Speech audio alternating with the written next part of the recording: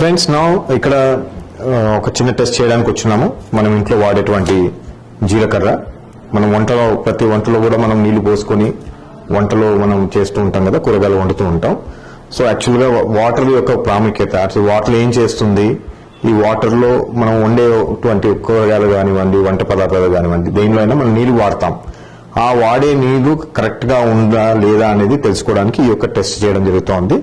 ఇక్కడ మన మార్కెట్లో దొరుకుతున్నటువంటి 2 బాటిల్ వాటర్స్ ఇక్కడ పోస్తున్నాము, అలానే ఆల్కలైన్ వాటర్ ఇక్కడ పోస్తున్నాము. దీన్ని ఈ యొక్క జీలకర్రని కొద్దిగా నేను అన్నిట్లో వేస్తాను. మీరు చూడవచ్చు ఇక్కడ బాటిల్ వాటర్లో పోసినటువంటి జీలకర్ర ఏ విధంగా మార్పు జరగలేదు. వాటర్లో ఆల్కలైన్ వాటర్లో అదే జీలకర్రని వేస్తున్నాము. మీరు కళ్ళ ముందు చూడవచ్చు దాని యొక్క మార్పుని.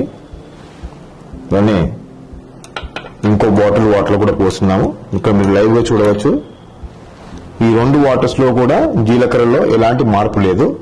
ఆల్కలైన్ వాటర్ లో మాత్రం ఇన్స్టెంట్ గా జీలకర్రని ఓన్లీ నీళ్ళల్లో వేసిన తర్వాత కూడా దాని యొక్క మార్పు చేయడం జరిగింది.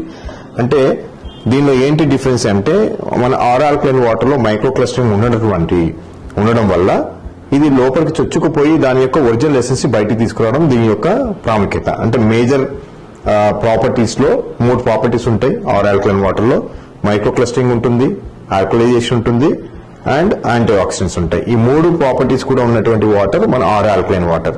సో ఎప్పుడైతే ఈ వాటర్ మనం ఇప్పుడు మీకు ప్రాక్టికల్ గా ఎందుకు చూపించాము అంటే, ఇది వేసినటువంటి జీరాలోనే మీకు ఇంత తేడా చూపించినప్పుడు వాటర్ తాగడం వల్ల మన కణాల లోపలికి వెళ్లి ఏ విధంగా పనిచేస్తుందనేది తెలుసుకోవడానికి ఒక లైవ్ డెమో ఇవ్వడం జరిగింది. Friends, thank you very much for watching this video.